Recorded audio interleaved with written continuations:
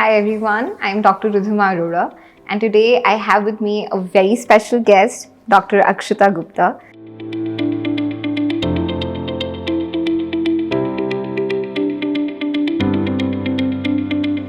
Thank you so much for coming, Akshita, and I would really want you to tell our viewers something about yourself. Thank you, ma'am, for such a warm welcome. My name is Akshita Gupta. I have cleared UPSC 2020 exam with All India rank 69 in the first attempt, and First attempt, that's really inspirational. So, I think this should be my first question. There are a lot of aspirants across the country who think that clearing this exam, this is one of the most difficult exams, not only in India but the entire world. So, clearing this exam in the very first attempt is almost impossible. This is what so many people across the country think. What do you have to say to them? well, I would say that it is one of the myths that students have that you cannot clear it in the first attempt itself. If you have a good strategy and you have planned it very well, then it can go very great in the first attempt itself. Even for me, I started preparing 2 years back, but I considered it as the most sincere attempt, and that is the result of this, that I have secured it in the very first time. Amazing, amazing. So you said that, it was one of the myths. What do you think are some other myths about this exam? Ma'am, this exam has so many myths. For example, that you have to study current affairs of 2-3 years, anything can be asked. There are unlimited sources, there is unlimited syllabus. People usually get scared of this syllabus itself. तो यही रहता है कि बच्चे इसको काफ़ी बड़ा exam समझकर प्रिपेयर करते हैं एज़ कम्पेयर टू एक normal exam with the limited sources. तो मैंने भी यही किया था कि लिमिटेड रखा थोड़ा और उसी को ही कवर करने की कोशिश की. डॉक्टर अक्षता, आप बहुत सारे लोगों के लिए एक सोर्स ऑफ इंस्पिरेशन है, एक सोर्स ऑफ मोटिवेशन है. So I want to know who was your source of motivation और इंस्पिरेशन ड्यूरिंग योर जर्नी. जब मैंने MBBS शुरू किया तब मुझे बिल्कुल आइडिया नहीं था कि I will be entering into civil services. But during the third year तब मेरी मुलाकात कुछ ऑफिसर से हुई, मेरे फैमिली फ्रेंड्स में ही हैं. तो उन्होंने मुझे बताया कि वो अपनी नॉलेज को यूज़ कर रहे हैं सिविल सर्विसेज में और पब्लिक सर्विस में. काफ़ी अच्छा लगा जब उन्होंने बताया कि वो कैसे बेटी बचाओ बेटी पढ़ाओ पे काम कर रहे हैं, गर्ल चाइल्ड को सपोर्ट कर रहे हैं. तब वहाँ से मुझे इंस्पिरेशन मिली कि मुझे भी अपनी नॉलेज को इसी फील्ड में यूज़ करना चाहिए. As a doctor I am strictly working in the health sector, मतलब हेल्थ के लिए काम कर रहे हैं. But as a civil servant now I can work in many sectors, education, women, तो इन सब में काम करने का मौका मिलेगा. तो वहाँ से मुझे काफ़ी इंस्पिरेशन मिली थी. Okay, very well said. तो इस पूरी जर्नी, इस पूरे सफ़र के दौरान मुश्किलें तो आई होंगी, ऐसे तो हो नहीं सकता कि आराम से ही निकल गया हो. तो अब जितने भी लोग हमें सुन रहे हैं वो जानना चाहेंगे कि what are the challenges you faced during your journey. काफ़ी सारे चैलेंजेस आते हैं. सबसे बड़ा चैलेंज तो टाइम मैनेजमेंट को लेके था. मैंने अपनी तैयारी कॉलेज के साथ शुरू कर दी थी and many will be knowing that MBBS itself is so hectic, really hectic. तो उसी के साथ ही थोड़ा स्टडी करने में काफ़ी मुश्किल आई कि सुबह कॉलेज जाना, वहाँ का काम करना, फिर घर आके UPSC की तैयारी करना. सिमिलरली इंटर्नशिप के टाइम पर भी I use to have 12 hours duties, जैसे सर्जरी, मेडिसिन में काफ़ी ड्यूटीज़ की हैं, और फिर घर आके उसकी UPSC की तैयारी करना. That was itself very big challenge. But dedication थी तो काफ़ी इंटरेस्ट था इन सब्जेक्ट्स में, धीरे धीरे उसको कवर करने की कोशिश की तो वो पूरा भी हो गया. Very nice. अब लगता है कि कुछ ऐसा है जो अलग कर लेना चाहिए था. जैसे आपने पहली बार में ही क्लियर कर लिया exam, which is such a huge achievement, पर फिर भी लगता है कि कुछ डिफरेंट कर लेती, I could have done this differently, कुछ अलग कर लेती तो ज़्यादा अच्छा हो जाता. ऐसा कई बार लगता है कि जैसे मेरा ध्यान स्टैटिक पोर्शन पे था, करंट अफेयर्स मेरे थोड़े वीक थे. तो उसी में अगर मैं थोड़ा अलग कर लेती तो मेरे एग्जाम्पल्स और बेटर हो जाते, तो शायद मेरे मार्क्स और इम्प्रूव हो जाते. That can be there. And I would say कि मेरा थोड़ा कॉलेज लाइफ पढ़ाई में ही निकल गया, तो I would have enjoyed it much better. But then success itself is so much enjoyable these days. I agree. So everybody has to make sacrifices. कुछ त्याग करोगे तो ही इतने बड़े मुकाम पे पहुंचोगे. तो आपको लगता है कि after making all those sacrifices, the place where you are today, millions of people are interested in your journey. So you think this achievement is worth the price you have paid? Yes, I would definitely say कि जो 2-3 साल की मेहनत है that is totally worth it. अगर आप इसको clear करते हो तो your life changes. Even if you don't feel it, but your relatives, your family feel so much proud in yourself. When my parents are so proud, they are getting रोज़ उनके phone calls ही चलते रहते हैं मेरी वजह से. So it is all worth it. It's totally worth it. Amazing. I am feeling so inspired while talking to you. I would love to, make my parents proud like this. So now that you have inspired me to, get into this and maybe start preparing for the exam myself, I would like to know what study sources you used during your preparation.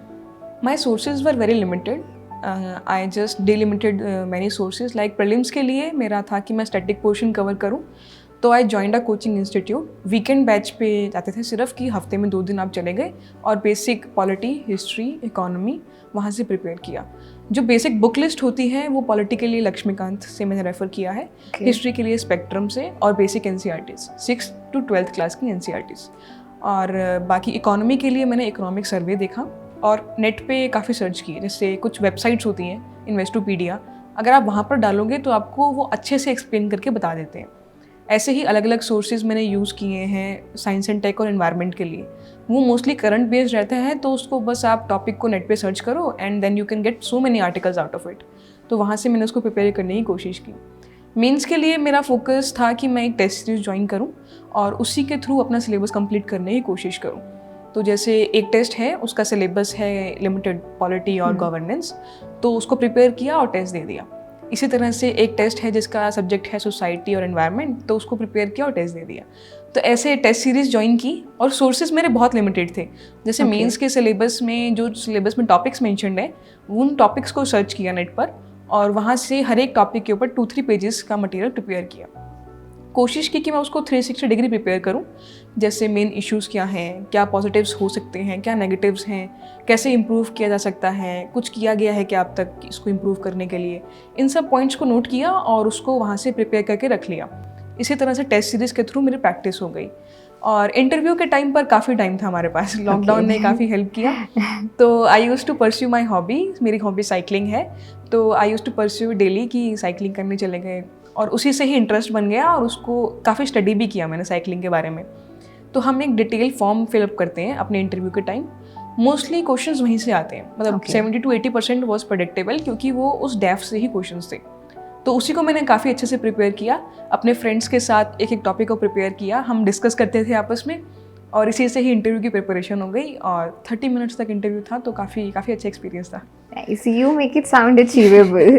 मतलब आज तक जिसे भी लग रहा होगा कि ये मुश्किल है या हम ये कर नहीं सकते हैं, जब वो आपकी बातें सुनेंगे तो उन्हें लगेगा कि नहीं, हम भी ये कर सकते हैं. You mentioned cycling. So I think while we are preparing ourselves for an exam as difficult as UPSC, there is a tendency that we neglect our physical, mental and emotional well-being. तो जो लोग हमें, जो aspirants हमें सुन रहे हैं, आप उन्हें क्या कहना चाहेंगी अपने मेंटल, इमोशनल, फिजिकल वेलबींग को मेंटेन करने के लिए? क्या उसकी इम्पोर्टेंस है और क्यों करना चाहिए? आई वुड डेफिनेटली से कि ये बहुत इंपॉर्टेंट है. तीनों एस्पेक्ट बहुत इंपॉर्टेंट है, फिजिकल, मेंटल एंड इमोशनल. तो ये मैंने स्पेसिफिक टेक केयर किया कि मेरे साथ ये सब बैलेंस्ड रहे, मेरी स्टडीज़ के साथ ये चीज़ें बैलेंस्ड रहे. तो फिजिकली हेल्प के लिए आई यूज़ टू गो साइकिलिंग. तो थोड़ा उससे माइंड फ्रेश हो जाता है, स्ट्रेस कम हो जाता है. आप बाहर जाके वॉक करो half an hour and you will feel so much fresh. आप सब भूल जाओगे tension and it's totally a live situation. And for the mental I use to talk with my friends. मतलब जैसे मेरे एक टेस्ट में नंबर कम आ गए तो people use to get so much demotivated. तो I use to talk with my friends कि यार थोड़ा एक नंबर कम आ गए हैं, तो they use to talk me out of it कि कोई बात नहीं, एक ही एग्ज़ाम है, the main exam is still there for you. तो इस तरह से उन्होंने मुझे काफ़ी हेल्प किया. और इमोशनल के लिए आई वुड से कि मेरी फैमिली ने मुझे बहुत सपोर्ट किया. तो कुछ एस्पिरेंट्स ऐसे होते हैं कि दिस एग्ज़ाम इज़ कि एक रूम में खुद को बंद कर लो and then you will clear it. तो ऐसा नहीं है. Keep talking to your friends, family, they are always there for you, they will support you no matter what. तो इसी से ही उन्होंने, मेरी फैमिली ने मुझे बहुत सपोर्ट किया। कभी मूड ख़राब हुआ तो चलो आपका फेवरेट खाना बना देते हैं, मम्मी ने काफ़ी सपोर्ट किया इसमें। That's sweet. तो ये सब बहुत इंपॉर्टेंट रहता है। You don't have to cut off from all this. सबसे जुड़े रहो आप, कोशिश करो कि आप एक व्हाट्सएप या टेलीग्राम से किसी ना किसी के साथ कनेक्टेड रहो, सो दैट जब आपका वो लो फेज़ आए आप किसी से बात करके खुद को फिर से मोटिवेट कर सको।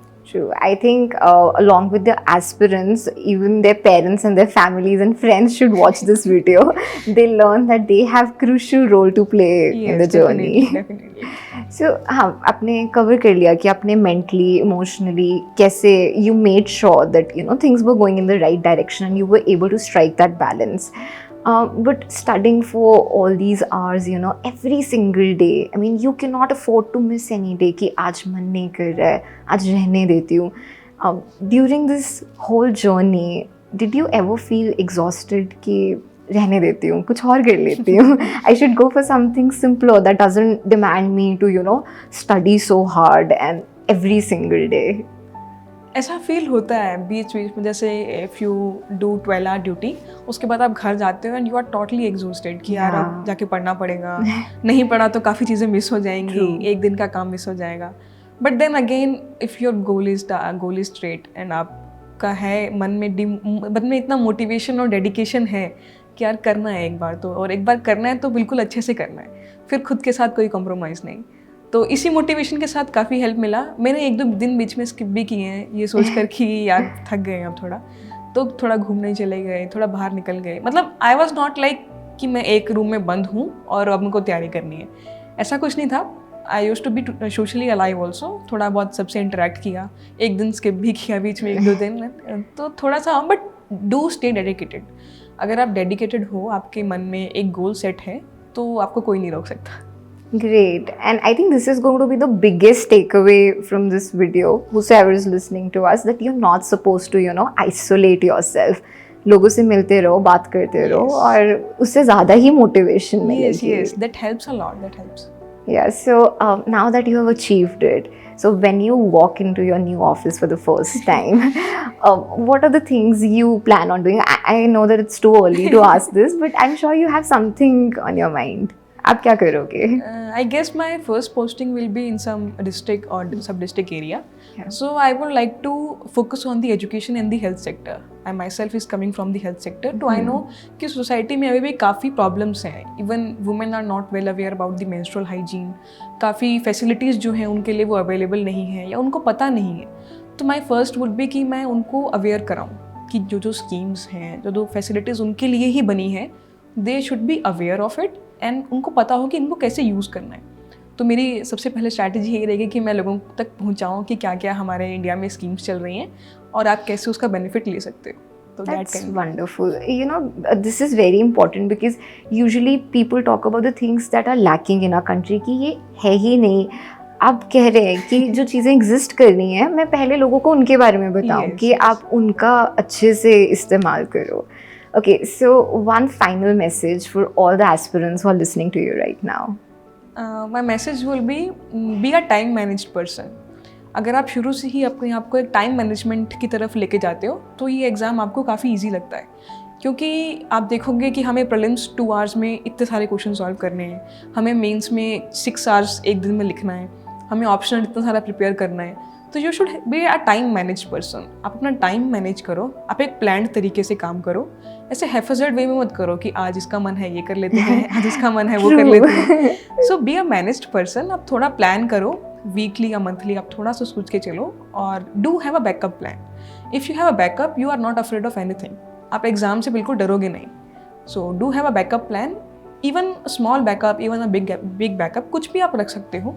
Do have a backup and do be a time managed person. That will be my message. That's great. And when you have a backup, you're not afraid of taking chances. Yes. कि फिर से try कर लेते हैं, right? Yes, definitely. Thank you so much for this wonderful session. I'm sure everybody has learned so much from you, including myself. Thank you so much. It's such a pleasure to have you here. Thank you. Thank you.